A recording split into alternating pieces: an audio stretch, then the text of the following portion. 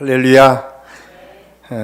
오늘 사도 바울은 빌립보 감옥에 갇혀 있는 상황에 대해서 빌립보 성도들에게 설명을 하면서 우리가 1장 12절에서 30절까지 이 굉장히 길게 근황을 설명합니다. 그런데 저는 오늘 26절까지 보는데 사도 바울이 감옥에 갇혀 있는 것이 오히려 복음의 진보를 이루고 있다라고 고백하면서 오늘 본문을 통해서 빌립보 성도들이 얼마나 믿음의 삶을 잘 살았고 또 그런 모습들이 사도 바울이 사역을 감당하는 데 얼마나 큰 기쁨이고 은혜인지에 대해서 오늘 말씀해 주고 있습니다. 그러면서 믿음의 삶, 성도들의 삶이 어떠해야 될지에 대해서 아주 분명하게 말씀해 주고 있습니다. 제가 이 말씀을 준비하면서 참 오래전에 읽었던 책 중에 하나, 필립 얀시가 쓴 내 안에 하나님이 없다라고 하는 책을 다시 이렇게 읽어가면서 거기에서 아주 재밌는 한 에피소드 하나를 소개하면서 말씀을 시작을 하려고 합니다. 내 안에 하나님이 없다라고 하는 이 책 제목만 보더라도 굉장히 도발적이지 않습니까? 우리가 예수 믿는 사람이고 내가 열심히 신앙생활을 하는 것 같은데 내 안에 과연 하나님 계신가? 라고 하는 의심을 통해서 필립 얀시는 그 책에서 다양하게 어떻게 우리가 하나님을 알아가는지에 대해서 설명을 하고 있습니다. 그러면서 처음 시작하면서 한 초창기에 굉장히 재밌는 14세기의 프랑스 한 수도사의 이야기를 딜레마라고 하는 주제를 가지고 이야기를 하고 있습니다. 그 딜레마의 내용은 뭐냐면 당나귀가 있었는데 그 당나귀가 두 개의 큰 건초더미 정 가운데에 당나귀가 서 있었다라고 하는 것입니다. 그래서 그 당나귀가 양쪽 건초더미를 이렇게 물끄러미 바라보면서 어떤 것을 먹을까 너무 많이 고민을 하는 거예요. 그 고민이 계속 이어지다가 결국 당나귀가 굶어서 죽었다라고 하는 이야기가 딜레마라고 하는 이야기입니다. 우리 삶 속에 이런 딜레마가 참 많이 있어요. 뭐를 선택해야 정말 잘한 것일까라고 우리는 늘 선택을 강요받고 사는 삶을 우리가 살고 있습니다. 그런데 그 다음에 아주 재밌는 이야기를 이 필립 얀시는 이야기합니다. 그런데 믿음은 다르다. 믿음은 목적지가 뚜렷이 보이지 않고 심지어 다음 단계조차 자세히 보이지 않더라도 앞으로 나아가는 것이 믿음이다 라고 그는 이야기합니다. 그러면서 믿음은 보이지 않는 인도자의 손을 붙잡고 그분을 선택하며 따라가는 것이다. 아주 분명하게 믿음이라고 하는 것은 우리가 잘 알지 못하지만 믿음으로 선택해서 그 길을 걸어간다. 그래서 히브리서 기자는 히브리서 11장이 믿음장인데 거기에 7절과 8절에서 두 사람을 소개합니다. 하나는 노아를 먼저 소개하면서 노아에 대해서 뭐라고 설명하면 보이지 않는 하나님의 경고를 그가 보이는 것처럼 보고 느끼고 준비했다라고 말씀하고 있습니다. 아브라함을 설명하면서 아브라함을 하나님께서 부르시고 그에게 하나님의 명령을 하셨을 때에 아브라함이 뭐라고 말하면 갈 바를 알지 못했지만 그 갈 바를 알지 못하는 가운데 믿음으로 나아갔다라고 히브리서 기자는 우리에게 말씀해 주고 있어요. 이게 믿음이다라고 우리에게 말씀해 주고 있습니다. 우리가 신앙생활하면서 끊임없이 이렇게 딜레마 같은 상황들이 우리 앞에 언제나 다가올 수 있습니다. 그때마다 우리가 기억해야 될 것은 하나님께서 주실 은혜를 바라보고 선택하는 거예요. 그리고 하나님의 손을 붙잡고 그분의 인도대로 따라가는 것입니다. 그리고 그것을 통해서 하나님의 역사가 이루어짐을 우리가 느끼고 경험하는 것이 신앙생활임을 우리가 알고, 우리가 두 건초 사이에 오늘 또 고민하는 저와 여러분이 오늘 또 하나님께서 주실 그 은혜를 향해서 걸어갈 수 있기를 간절히 소원합니다. 오늘 본문에 사도 바울이 빌립보 성도들을 통해서 가르치고 있지만 그 가르치는 것 속에서 가장 중요한 가르침 중에 하나가 너희는 언제나 나와 함께 사역을 감당하는 동역자 의식을 가지고 신앙생활해라 라고 하는 말씀을 가르쳐주고 있습니다. 빌립보 성도들의 그 은혜, 물론 사도 바울이 오늘 19절에서 가장 먼저 그 은혜를 고맙게 여기는 것 중에 하나가 중보기도다라고 하는 사실을 우리에게 말씀해 주고 있어요.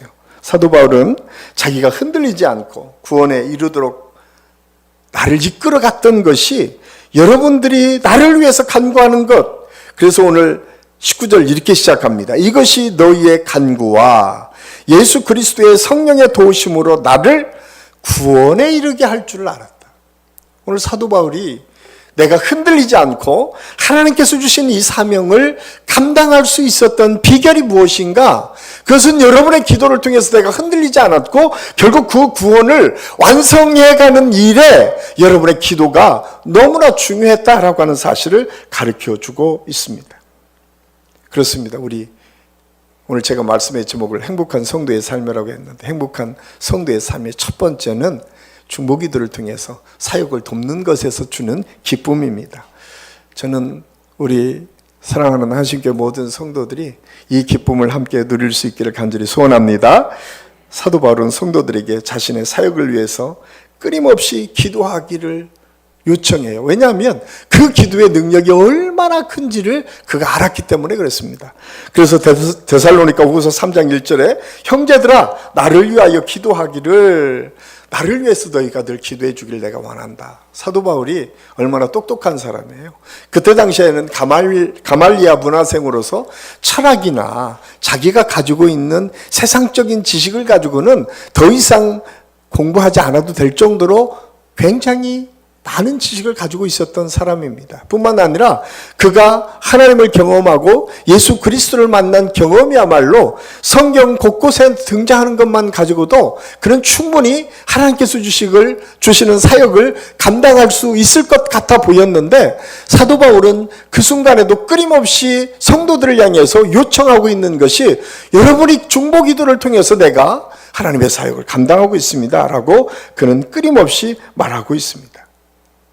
그 이유를 사도행전 12장 1절에서 19절 말씀에 보면 얼마나 중보기도의 역사가 크게 초대교회 역사 속에서 나타났는지를 설명하고 있는데, 그때 당시에 이스라엘 왕은 로마가 통치하고 있었지만 헤롯 왕이 이스라엘을 통치하고 있었습니다. 헤롯 왕은 굉장히 포악한 왕이었어요. 그래서 예수 믿는 사람들이 점점점 많아지자 예수 믿는 사람들을 핍박하기를 시작했는데, 그때 당시에 예루살렘 교회를 지도하고 있었던 사람이 야고보 사도였습니다. 물론 예수님의 12제자가 있었지만 실질적으로 기독교 역사의 여러 자료들의 근거를 통해서 보면 이 야고보는 아마 예수님의 육체적인 동생 야고보 사도였을 것이다 라고 추정을 하고 있고, 이 야고보가 아마 예루살렘 교회의 초대 목사님이었을 것이다. 초대 대표로 등장하는 사람이 야고보 사도였습니다. 그런데 사도행전 12장에 보면 이 야고보 사도가 헤롯 왕에게 죽임을 당합니다. 그리고 수제자였던 베드로를 감옥에 갇히게 됩니다. 그때 이 소식을 들었던 초대교회 성도들이 사도행전 12장 1절에서 19절까지 말씀해 보면, 이에 베드로는 옥계에 갇혔고 교회는 그를 위하여 간절히 기도했다고 기록하고 있어요. 그러니까 베드로는 갇혀 있고 간절히 기도했다는 거예요. 그런데 놀랍게도 이 기도를 하자 하나님의 놀라운 능력의 역사가 나타납니다. 그 말씀을 이어서 보면 갇혀 있었던 베드로에게 천사가 나타나서 그를 올가매고 있었던 착고를 풀어주고 옥문이 열려져서 자연스럽게 베드로가 탈출할 수 있도록 성령께서 이끌어 가시는 장면을 성경을 통해서 우리에게 말씀해주고 있습니다. 우리는 믿겨지지 않는 일이죠. 그런데 실질적으로 성경의 기록을 통해서 초대교회 역사에서 일어났던 일입니다. 물론 성령께서 누군가를 통해서 열려준 일은 분명하지 않지만 성경의 기록을 통해서 분명하게 사도 베드로가 기도를 통해서 옥문이 열려지고 하나님의 은혜를 통해서 탈출하는 은혜를 경험할 수 있었고, 베드로가 끊임없이 하나님의 사역을 이어갈 수 있는 축복이 그 초대교회 속에서 이루어졌다라고 성경은 말씀해주고 있습니다. 그렇습니다. 기도는 이렇듯 묶여있는 것들을 풀어주고 막혀있는 것들을 무너뜨리고 또 그 길을 열어주는 하나님의 역사가 나타남을 성경은 우리에게 말씀해주고 있습니다. 저는 우리 사랑하는 성도들이 여러분의 삶 가운데에서도, 그리고 여러분의 주변에 우리 성도들의 여러 가지 막히고 묶이고 어려움 속에 있는 모든 문제들이 우리가 함께 중보기도하고 함께 기도함을 통해서 이런 하나님의 능력과 역사를 경험할 수 있기를 간절히 소원합니다. 또 한 오늘 말씀해 보면 로마서 15장 30절 말씀에 이렇게 기록하고 있어요. 우리 같이 한번 읽겠습니다. 형제들아, 내가 우리 주 예수 그리스도와 성령의 사랑으로 말미암아 너희를 권하노니 너희 기도에 나와 힘을 같이하여 나를 위하여 하나님께 빌어. 사도 바울은 하나님께서 내가 여러분에게 힘을 얻을 수 있는 방법이 무엇인가? 그거는 여러분이 나를 위해서 기도하는 것이다. 제가 설교를 못하면 누구 책임이라고요? 여러분 책임이다. 여러분들이 나를 위해서 기도 안 하면 제가 설교를 못할 수밖에 없습니다. 우리 사역자도 마찬가지예요. 사역자가 부족한 면이 보이면 뭐 하라고요? 기도하라는 사인이다. 여러분의 남편의 부족한 면이 보이면 남편을 위해서 내가 기도가 부족했다. 여러분의 자녀를 보고 갑자기 자녀가 미워지면 내가 우리 아들을 위해서, 우리 딸을 위해서 내가 기도를 안 했구나. 이 사인으로 받아들이세요. 괜히 서운함으로 내가 너한테 투자한 게 얼만데, 엄마가 해준 게 얼마나 많은데, 이렇게 생각하면 그때부터 더 큰 시험이 여러분의 삶 속에서 더 많이 들어와요. 자녀들을 우리가 바라볼 때마다 그런 것 같아요. 참 쉽지 않은 일이죠. 왜냐하면 우리 삶은 매일매일 이런 어떤 우리가 예상하지 못하는 문제들의 부딪힘을 통해서 우리가 늘 실족하고 실망할 때가 많이 있기 때문에 그렇습니다. 그때마다 꼭 기억하십시오. 사도 바울이 그 기도의 힘을 빌어서 하나님의 역사를 이루어갔던 것처럼 우리가 예수 그리스도 안에서 승리하는 삶을 살기 위해서 필요한 것은 중보기도다. 그거는 비단 사역자들을 위한 기도뿐만 아니라 우리 삶 가운데 우리 관계를 맺는 모든 사람들과의 관계를 통해서도 그런 역사가 필요하다라고 하는 사실을 가르쳐주고 있습니다. 그래서 에베소 6장 19절 말씀에 보면 이렇게 말씀하고 있습니다. 또 나를 위하여 구할 것은 내게 말씀을 주사 나로 입을 열어 복음의 비밀을 담대히 알리게 하소서 할 것이니. 하나님의 말씀이 선포될 때에 하나님의 능력을 나타내는 것은 이런 기도를 통해서 나타난다. 뿐만 아니라 사도 바울은 또한 하나님 앞에서 부끄럽지 않는 삶을 살기를 소망하면서 그런 삶을 살기 위해서 우리에게 필요한 것이 무엇인가? 그거는 내 안에 주님이 존귀함을 받도록 사는 것이다 라고 말씀하고 있습니다. 그래서 행복한 그리스도인들의 삶은 무엇인가? 내 안에 예수 그리스도가 나타나고 주님을 존귀하게 여길 때에 더 큰 하나님의 은혜를 우리가 누릴 수 있다라고 말씀해주고 있습니다. 그래서 그리스도를 존귀하게 하는 삶이 무엇인가? 오늘 사도 바울은 그렇게 말하고 있어요. 살든지 죽든지 자기 몸으로 그리스도를 존귀를 드러내기를 원한다고 증언하면서, 그렇다면 우리가 하나님을 존귀하게 여기기 위해서 필요한 것이 무엇인가? 우리는 먼저 내 안에 그리스도를 모시는 것이 중요합니다. 아까 필리비안시의 이야기를 했지만 내 안에 먼저 예수 그리스도를 모시고 하나님의 성령님을 모신다고 하는 그것을 늘 인식하는 게 중요해요. 그러면 내 안에 예수 그리스도를 모시기 시작하면 일어나는 사건들이 무엇인가? 가장 먼저는 내 안에 하나님을 모시기 시작하면 내가 굉장히 귀한 존재로 바뀌기 시작해요. 여러분 스스로 보기에 여러분이 좀 귀하게 안 보인다? 아직 하나님을 충분히 여러분 안에 못 모신 거예요. 왜냐하면 내 안에 예수 그리스도를 모신다는 것은요, 굉장히 비싼 값을 지불한 사건의 현장이에요. 성경은 끊임없이 우리 생명을 온 천하보다 귀하다고 여기 말씀하고 있어요. 그런데 온 천하보다 그 귀한 생명을 구원하시기 위해서 하나님이 이 땅에 오셔서 우리를 위해서 십자가를 지시고 죽으셨다라고 하는 사실을 성경이 우리에게 증언해 주고 있어요. 그러면 내가 내 안에 하나님을 모신다라고 하는 것은 무엇이냐? 성경은 예수 그리스도를 주로 고백하는 것은 성령의 역사가 아니고는 있을 수 없다는 거예요. 너무나 쉬운 일인데 주님이 나의 하나님이시고 나의 주님이십니다 라고 고백하는 것이 너무 쉬운 일인 것 같은데 성령의 역사가 아니고는 그게 불가능하다는 거예요. 그러면서 우리에게 가르쳐 주시는 것은 우리 안에 예수님이 오셨다라고 하는 것은 뭐예요? 대가를 지불했다는 거잖아요. 어떤 대가? 온 천하보다 귀한, 그리고 그것을 창조하신 그 하나님이 죽으시고 대신 나를 지불했다.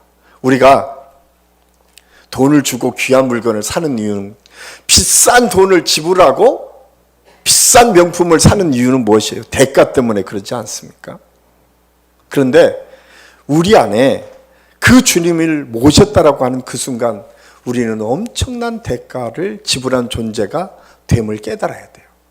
그래서 한 사람 한 사람이 너무 소중한 것을 알아야 돼요. 다른 사람이 소중한 게 아니라 누가 소중하다? 내가 소중한 거예요. 예수 믿는 사람이 얼마나 소중한지를 알아야 돼요. 그래서 여러분의 삶이 시시해져서는 안 돼요. 많은 분들은 뭐냐면 거룩하게 산다라고 하는 것은 특별히 구별된 삶을 의미하는 것은 맞습니다. 그런데 그 구별된 삶의 출발은 나를 정말 그리스도 안에서 정말 나를 존귀하게 여길 줄 알 때 귀한 삶을 살 수 있어요. 나를 존귀하게 여길 때 다른 사람을 존중해 줄 수 있어요.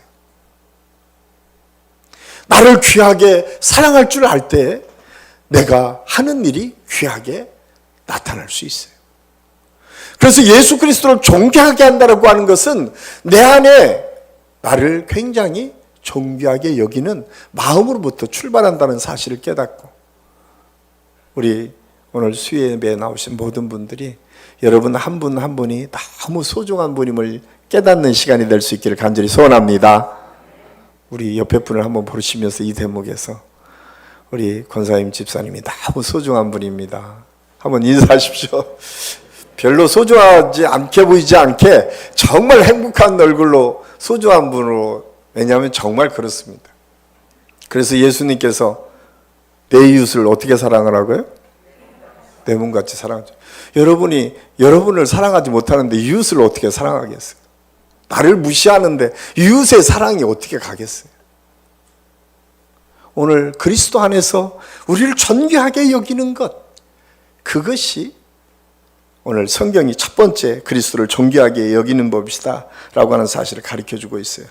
그러면 이렇게 나를 사랑하게 되면 우리의 삶이 막 바뀌어지기 시작해요. 로마서 6장 19절입니다. 우리 로마서 6장 19절은 같이 한번 읽겠습니다. 시작.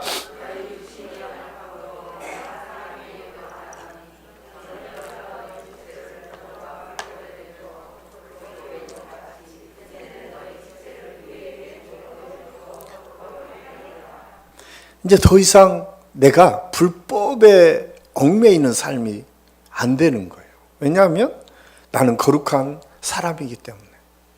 그래서 신앙생활 하면서 우리가 늘 하나님의 뜻을 이룬다라고 하는 것은 너무 일적으로 판단하고 생각하면 그거는 쉽게 지치게 됩니다. 여러분들이 하나님의 사역을 감당할 때도 늘 기억해야 될 게 뭐냐면, 저도 한때는 그 일 중독에 가깝게 이렇게 열심히 일하는 스타일 중에 하나였어요. 그런데 그거는 오래 가지 못합니다. 영적으로 다운되고 지칩니다. 그런데 내 안에 기쁨이 있고 내 안에 은혜가 있고 나를 사랑하기 시작하면, 내가 하나님께 주실 그 은혜를 통해서 내가 불법의 도구가 아니라 하나님의 뜻을 이루어가는 의의 병기로 내 삶을 바꿔야겠다라고 하는 생각들이 생기게 되고, 그것이 하나님의 역사를 이루어가는 방법이라고 하는 사실을 오늘 사도 바울을 통해서 우리가 배울 수 있습니다. 오늘 빌립보 교회 성도들이 그것을 알았어요.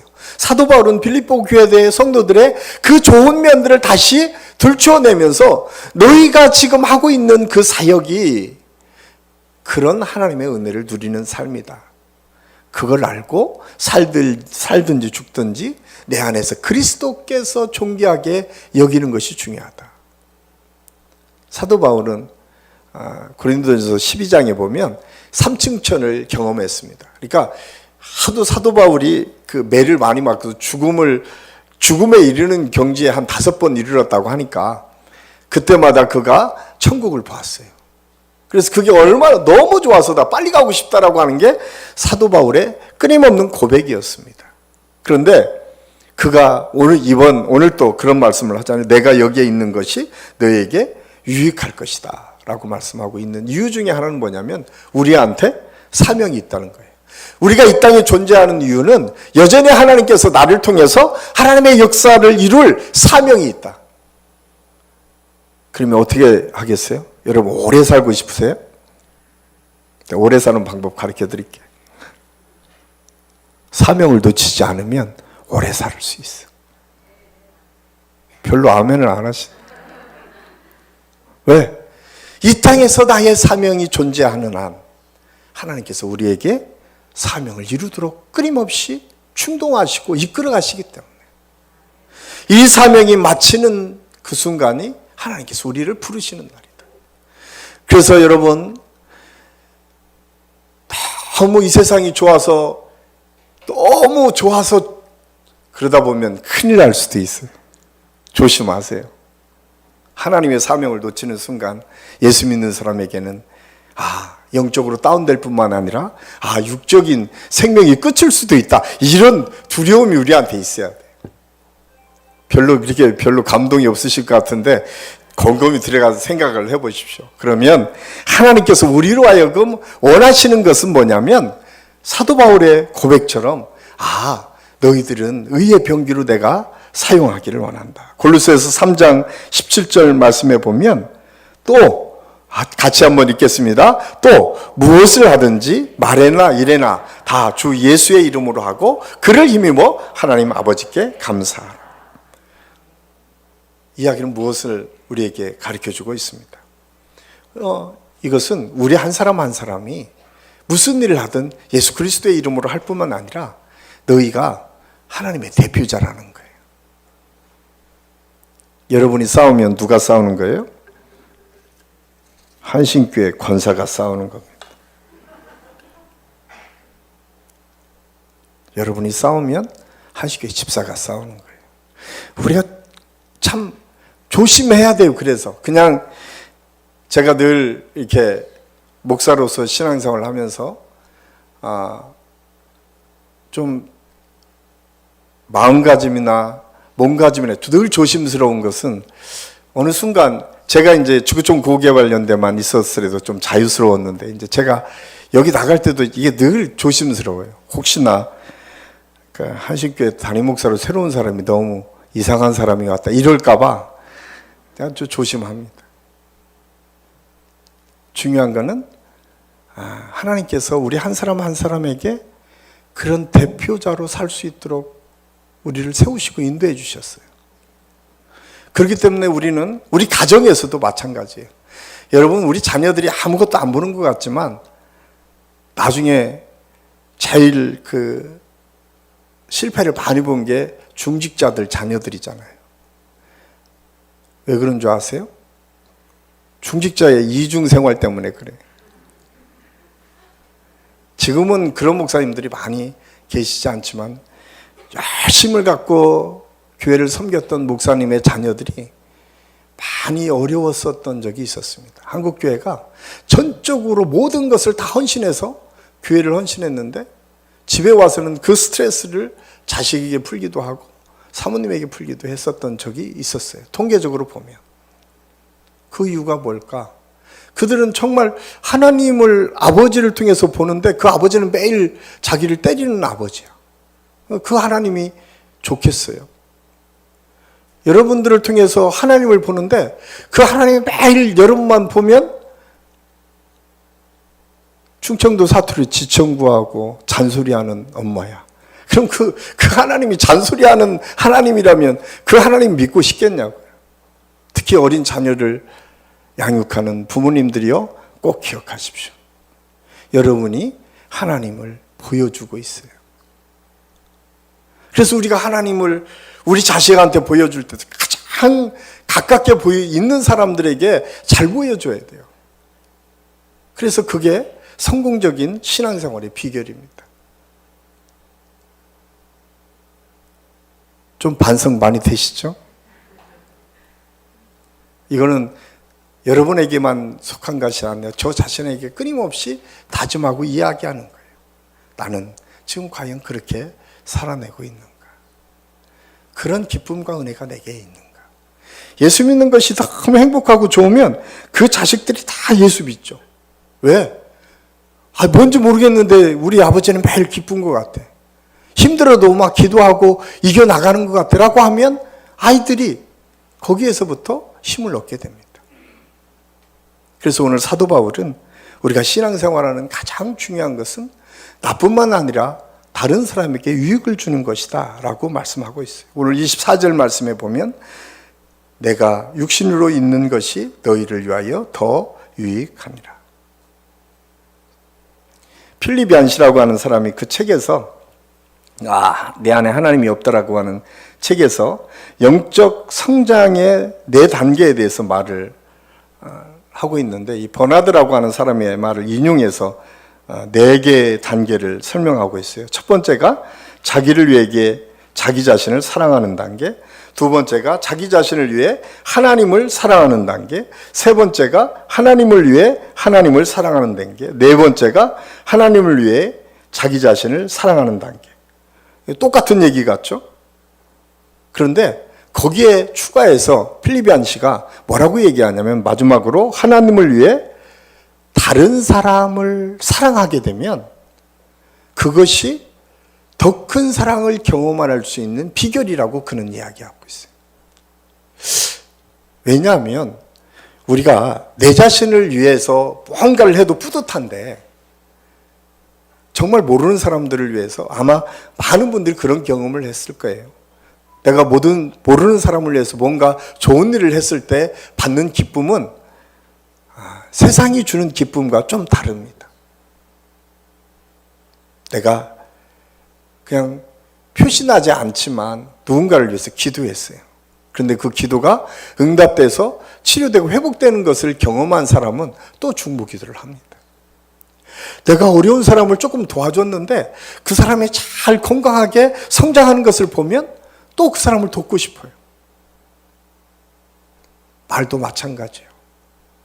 여러분, 말이 얼마나 중요한지 아십니까? 지나가는 말 한마디가 어떤 사람에게는 큰 상처가 될 수도 있고 지나가는 말 한마디가 어떤 사람에게는 큰 위로와 격려가 될 수 있습니다.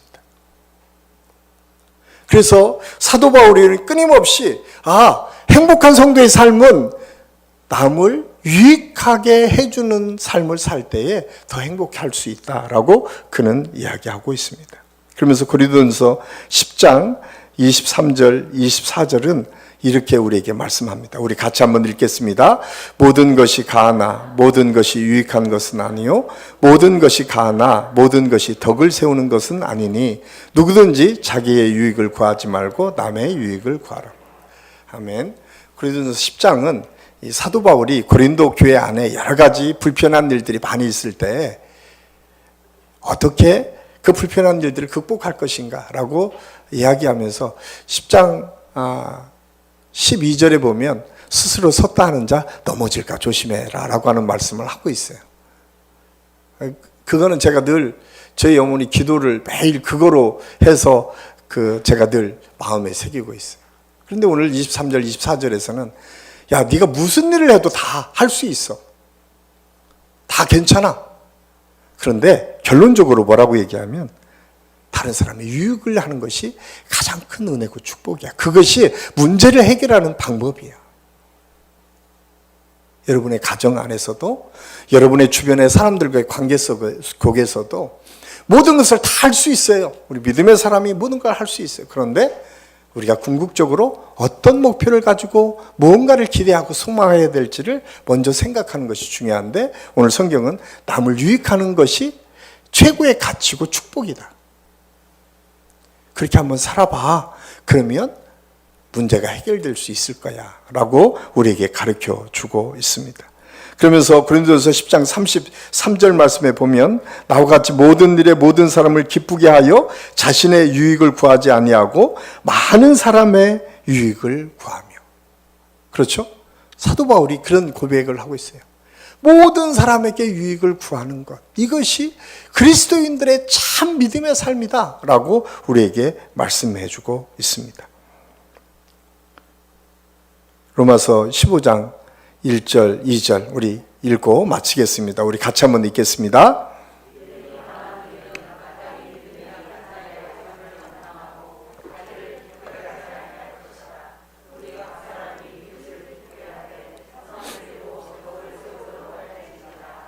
아멘.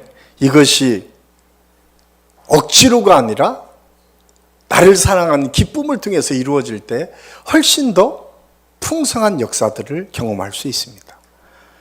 여러분, 주변에 약한 분들이 계실 수 있어요. 우리 가정 안에도 마찬가지고요, 우리 목장 안에도 마찬가지고, 우리가 만나는 친구들과의 관계 속에서도 마찬가지입니다. 오늘 사도 바울은 그렇게 그 약점을 너희가 담당해라. 나는 아직 힘이 없는데, 능력이 없는데. 아니요. 오프라 윈프리가 그런 얘기를 했어요. 보이는 것은 사명이다. 오프라 윈프리는요, 그 어릴 때 참 많이 어려움이 있었어요. 그 상처가 오히려 그로 하여금 보이는 것을 치유하고 회복할 수 있는 능력을 갖는 거라고 이야기하고 있어요. 그래서 보이는 것이 사명이다라고 그런 이야기합니다. 그래서 그 오프라 윈프리가 어렸을 때 어려움의 청에 있었잖아요.